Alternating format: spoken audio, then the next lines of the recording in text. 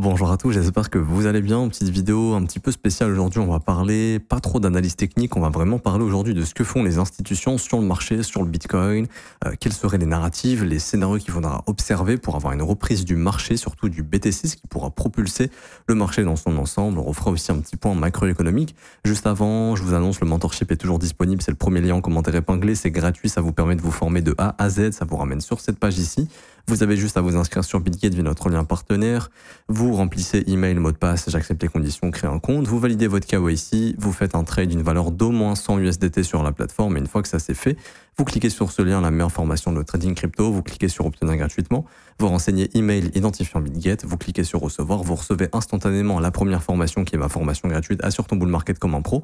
Et jusqu'à 24 heures après, vous recevrez le mentorship également dans votre boîte mail qui est ici et composé de 22 cours, ce qui est énorme. Et en plus de ça, c'est gratuit. Alors, ici, on va parler du quote. Je vous en ai parlé récemment, je crois, dimanche, où je vous expliquais un petit peu. Alors, ce qu'il faut comprendre, je ne vais pas rentrer dans les détails, c'est pas complexe, c'est juste qu'il n'y a pas forcément besoin de comprendre exactement comment ça fonctionne.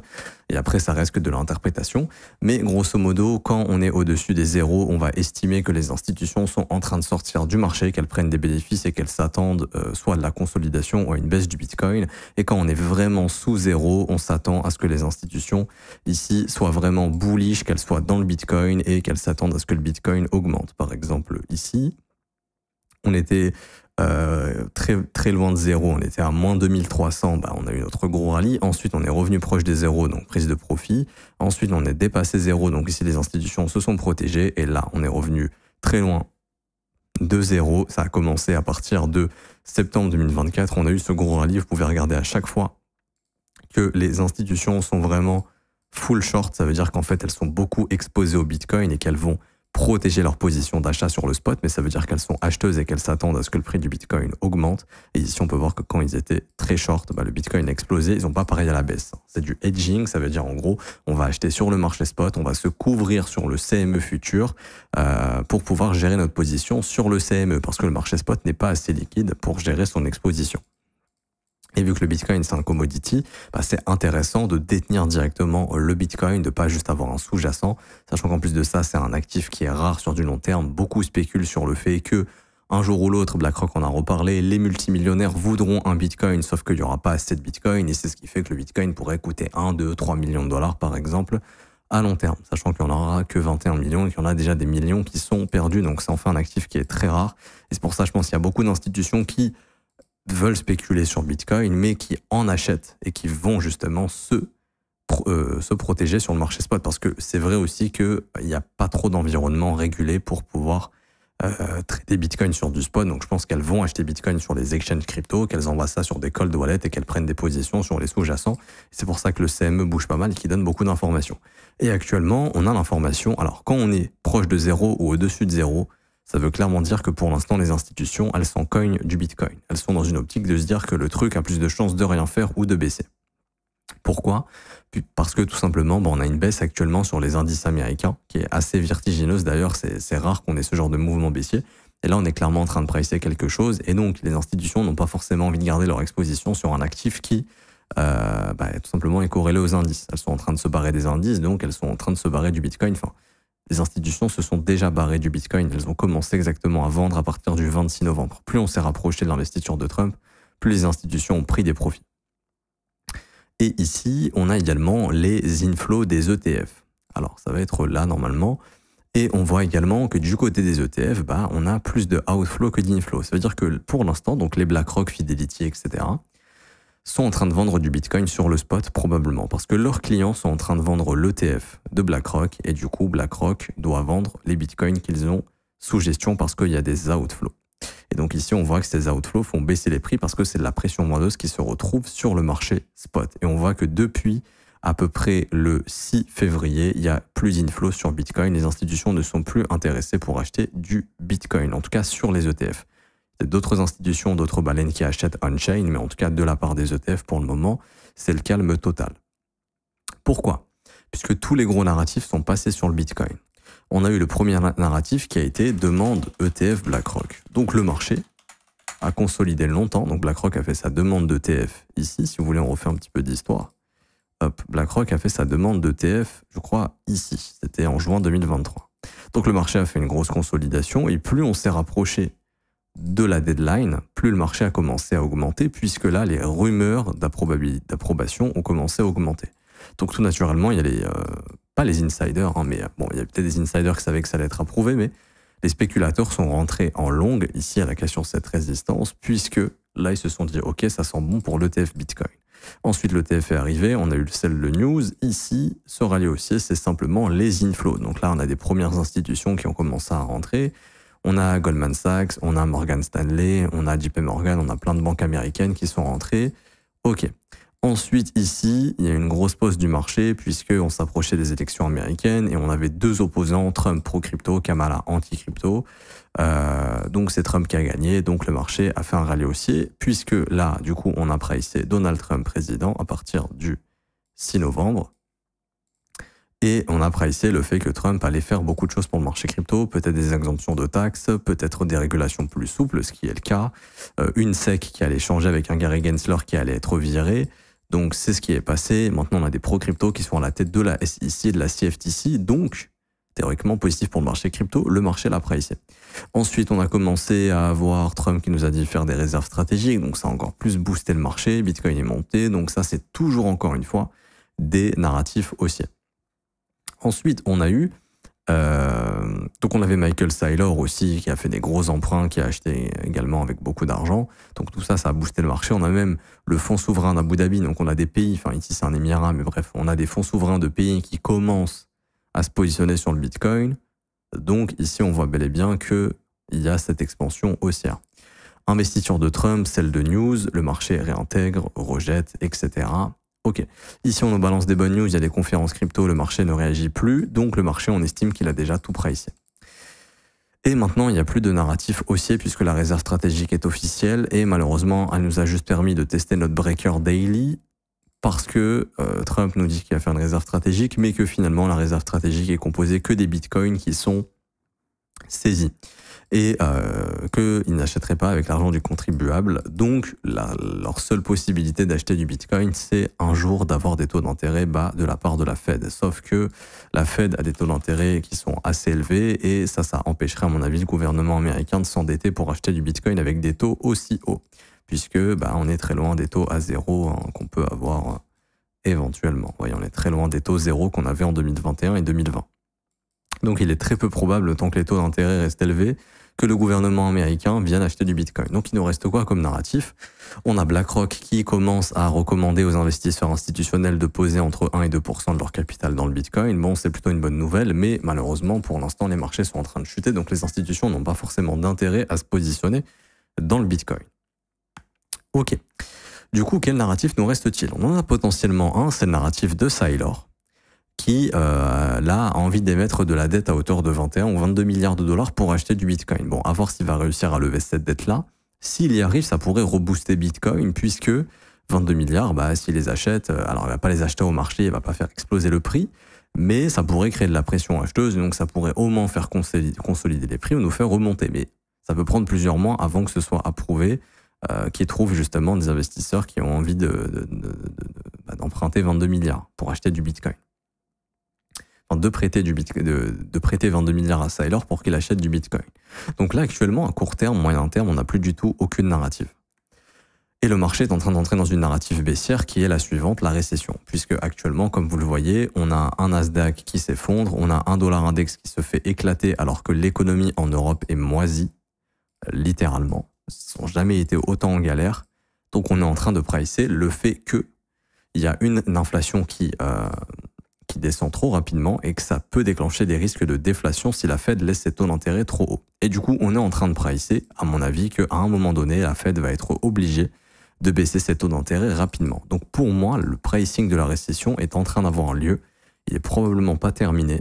Et du coup, on est dans un narratif de récession actuellement. Vous vous doutez bien qu'en cas de récession confirmée, le marché crypto va pas aller sur la lune tout de suite. Et du coup, on est dans un narratif qui est baissier. Par contre, quand la Fed va être obligé d'agir en panique pour sauver les marchés, parce que là, clairement, il y a un gros engrenage où je pense qu'il y a beaucoup de fonds, de banques, d'institutions qui commencent à être sous l'eau ou qui commencent un peu à galérer et si le marché continue de chuter, la Fed va devoir agir. Et si la Fed agit, alors ce sera peut-être pas demain, ce sera peut-être pas le mois prochain, ce sera peut-être ces prochains mois, mais en fait la Fed va devoir baisser ses taux d'intérêt rapidement. Et plus les taux d'intérêt vont baisser rapidement, plus on va se rediriger vers des narratifs haussières. Mais avant ça, ce qui est important de comprendre, c'est qu'il y aura le pricing de la récession. Tout simplement. Alors, si on a un pricing de récession, s'il y a vraiment une récession et qu'on le price cette récession, Bitcoin cassera 38,2 très probablement et viendra chercher ce qu'on appelle le prix de production, qui est entre 60 et 36 000 $. Mais ce qu'il faut comprendre, c'est que ce sera le dernier dip, à mon avis, final avant une Fed qui sauve les marchés et un Bitcoin qui remonte. Pourquoi? Parce que tous les narratifs, une fois que la Fed aura baissé ses taux, vont repartir en faveur du Bitcoin. Et les gens seront psychologiquement complètement détruits, puisque les altcoins auront probablement chuté énormément, les gens auront perdu beaucoup d'argent, que ce soit en actions, en indices, et surtout les médias vont être là pour vous rappeler tous les jours qu'il y a une récession et que l'économie va mal. Alors que quand on a une récession, justement, on a la chance d'avoir la Fed qui va allumer la planche à billets, qui va faire tourner la planche à billets, et donc ça va booster la liquidité sur les marchés vont remonter. Et ensuite, derrière, moi, ce que j'essaye de prévoir, c'est quelles seraient les narratives haussières pour Bitcoin. On aura Saylor à ce moment-là qui aura, je pense, plus de facilité à débloquer de l'argent, et je pense que lui, quand les taux vont être bas, ça va être un fou. Vraiment, ça va être le fou allié du cycle, où le gars va émettre des dettes énormes, parce que les taux vont être bas, il va dire les investisseurs, ils vont m'envoyer un tas de pognon parce que ça coûte rien d'emprunter. Ils vont tous emprunter et me prêter cet argent. Donc ils vont lever de la dette et ils vont donner cette dette à Saylor, et Saylor avec cette dette il va acheter du Bitcoin parce que les taux vont être bas, et je pense que là Saylor il va se dire putain, j'aurais pu acheter énormément, les taux ont été élevés, j'ai pas pu le faire, là les taux vont être bas, je vais en profiter, je vais lever un maximum de dettes possible. Derrière on aura quoi comme narratif aussi? Rappelez-vous, je vous ai dit que le gouvernement américain, personnellement je pense que le gouvernement américain va se positionner sur Bitcoin, mais je pense qu'ils ne le feront jamais tant que les taux vont rester hauts. Donc le jour où la Fed, alors ça sera pricé, vous regardez bien, si vous regardez pendant Covid, quand la Fed a été obligée de baisser ses taux en express, le marché l'a pricé. Là, c'est pas encore le cas. C'est-à-dire que là, on a la première vague sur les indices américains. Si les indices américains chutent, si la Fed est obligée de baisser ses taux en express, c'est qu'on price vraiment définitivement une récession. Et à ce moment-là, si la Fed elle baisse ses taux en panique dans quelques mois, il y aura probablement alors peut-être un rebond d'ici là, mais si ça s'améliore pas, et que là, elle baisse ses taux en express, il y aura probablement une chute assez brutale. Ok? Les marchés vont tous cracher en même temps si ça arrive. Je dis pas que ça va arriver, je vous dis juste si jamais ça arrive, c'est ce qui va se passer. Sauf que derrière ce gros crack, ce sera probablement le bottom. Alors, ou pas loin, on pourrait essayer de faire encore un peu peur, mais on sera pas très loin du bottom, puisque derrière, la Fed va réimprimer de l'argent. Et c'est là où tous les narratifs vont s'aligner sur Bitcoin, et c'est pour ça que je pense que ceux qui pensent qu'on est reparti pour 3 ans de bear market, c'est une grosse erreur, parce que là, on aura tous les narratifs qui vont s'aligner. Saylor qui va pouvoir emprunter des milliards et des milliards pour acheter du Bitcoin. Les institutions qui sont sorties des ETF vont re-rentrer. Donc il y aura encore des inflows de la part des ETF. Le supply qui devient de plus en plus rare sur les exchanges parce que la plupart des gens achètent leur Bitcoin et les envoient en cold wallet, ce qui fait que sur les exchanges, il y aura justement ce shock supply où il y aura de moins en moins de Bitcoin à disponibilité sur les exchanges. Et en plus de ça, derrière, on va se retrouver avec un gouvernement américain qui va probablement construire sa réserve stratégique de Bitcoin puisque les taux vont être bas, et je pense que Trump, vu le businessman que c'est, il sait que quand les taux d'intérêt sont bas, ça dure pas indéfiniment, et faut pas hésiter à envoyer le paquet, quitte à créer de l'inflation, mais on s'en fout puisque l'inflation enrichit les riches et appauvrit les pauvres, parce que les riches achètent des actifs et les pauvres malheureusement achètent des passifs et s'endettent pour acheter des passifs. Par exemple, quand tu fais un crédit pour acheter une voiture, tu dévalues ton patrimoine directement parce que tu t'endettes. Donc tu achètes quelque chose plus cher pour quelque chose qui va perdre de la valeur sur du long terme. Par exemple, tu as fait un crédit, tu as acheté une voiture, elle va te revenir à 35 000 €. Quand tu auras payé ton crédit, elle vaudra peut-être que 15 000. Alors que si tu fais un crédit pour acheter, je sais pas moi, du Bitcoin ou de l'immobilier va s'apprécier et tu feras de la plus-value derrière. Bref, des concepts basiques. Mais c'est pour ça que les pauvres vont s'appauvrir et les riches s'enrichissent, et c'est pour ça que les riches n'hésitent pas à emprunter des milliards, quitte à mettre des banques en faillite quand les taux sont bas, parce qu'ils s'en foutent. Ils savent qu'ils vont devenir de plus en plus riches. Et du coup, c'est à ce moment-là où je pense que Trump donnera les ordres exécutifs, va mettre la pression pour qu'il y ait une réserve stratégique de Bitcoin à ce moment-là. Et donc ça, toutes ces news-là, c'est ce qui permettra au Bitcoin d'exploser à ce moment-là. Mais avant ça, peut-être qu'on doit passer par un carnage, puisque si vous voulez pas 3 ans de bear market, il nous faut une récession. Parce que si on n'a pas de récession, qu'on a un soft landing, Il n'y aura pas de taux bas d'ici 2028 probablement. Le Powell, le président de la Fed, a dit qu'il n'y aura pas de QE, donc de quantitative easing, donc d'impression monétaire, tant que les taux ne seront pas à zéro. Donc, tout simplement, pour avoir des taux zéro et rebooster l'économie rapidement, on se mange une récession, ça fait mal, il y a tout qui crache, les indices, les actions, les crypto-monnaies, Bitcoin, etc., etc. Mais une fois que le crash a eu lieu, on repart sur un cycle tout neuf, tout propre, avec une impression monétaire assez importante qui va rebooster les marchés et de nouveaux narratifs, Sailor, peut-être d'autres fonds qui vont essayer de faire comme Sailor, d'autres entreprises qui vont se mettre à acheter du Bitcoin parce que le gouvernement américain peut aller dedans. Et si le gouvernement américain va dedans, on aura également d'autres pays qui vont aller dedans. Et je pense qu'on va vivre, si ça arrive, l'un des cycles les plus haussiers pour le BTC. Mais je pense que pour les cryptos aussi, ça sera potentiellement positif. Peut-être que il y aura aussi de la réserve stratégique d'Ethereum, j'en sais rien. En tout cas, Bitcoin, c'est sûr. S'il y a un plan d'achat, maintenant Ethereum, Solana, etc., j'en sais rien, mais Bitcoin, c'est sûr. Et après, Bitcoin peut aller atteindre des sphères assez importantes, puisque si les pays commencent à rentrer dedans massivement, ça va devenir un actif très capitalisé, qui va par contre, après ce run des pays, probablement baisser en volatilité comme l'or, parce qu'il va devenir tellement capitalisé, il va devenir tellement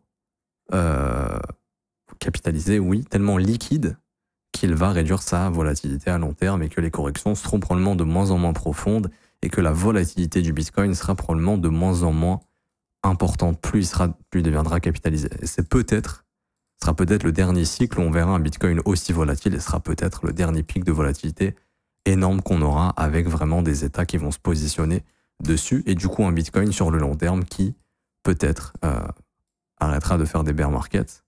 Mais alors si à la récession peut-être faire ça, venir dans les prix de prod et ensuite avoir un gros rush et peut-être là une grosse consolidation comme l'a fait l'or et peut-être un Bitcoin qui fera rien pendant des années mais qui à long terme continuera de monter, mais peut-être d'une façon beaucoup moins agressive parce qu'il va devenir de plus en plus capitalisé et en fait ce sera un coin qui sera indexé à l'inflation, en fait qui prendra de la valeur vis-à-vis de l'inflation et des politiques monétaires mais sans re-rentrer dans vraiment des bulles énormes puisque ça sera probablement le gros de la bulle. Okay, ne regardez pas les chiffres ici, on s'en fout, hein, c'est juste pour vous montrer le schéma. Maintenant, moi personnellement, j'avais calculé que le top ici est peu probable jusqu'au prochain halving, puisque les prix de prod vont être beaucoup trop hauts, et qu'au prochain halving, le prix de prod risque d'être déjà au-dessus du sommet, donc ça ferait pas sens, ce qui m'invite à penser que ça, ce n'est pas notre top définitif, mais qu'on est comme en 2019, c'est-à-dire qu'on a fait un rallye, qu'on va faire une correction assez qui peut être assez importante ou pas, on peut très bien s'arrêter là, ou s'il y a récession, on peut très bien faire un truc comme ça, et ensuite vraiment repartir assez rapidement et qu'on soit comme là, hop, hop, et là on est en énorme run avec Sailor qui va envoyer le paquet, le gouvernement américain qui va envoyer le paquet, et du coup toutes les institutions, les banques du monde aussi qui vont être obligées de rentrer dedans pour pas rater la vague, et je pense qu'il y a pas mal de milliardaires, etc. qui vont aussi rentrer dans le Bitcoin en se disant, ok, c'est le truc dont tout le monde veut, il y a de l'argent à faire, on va rentrer aussi, et c'est ce qui pourrait faire cette énorme bulle. Tout ça n'est pas basé sur un biais ou du fantasme, honnêtement j'en ai rien à foutre que le Bitcoin fasse cette énorme bulle, pour moi c'est ce qui me paraît le plus probable.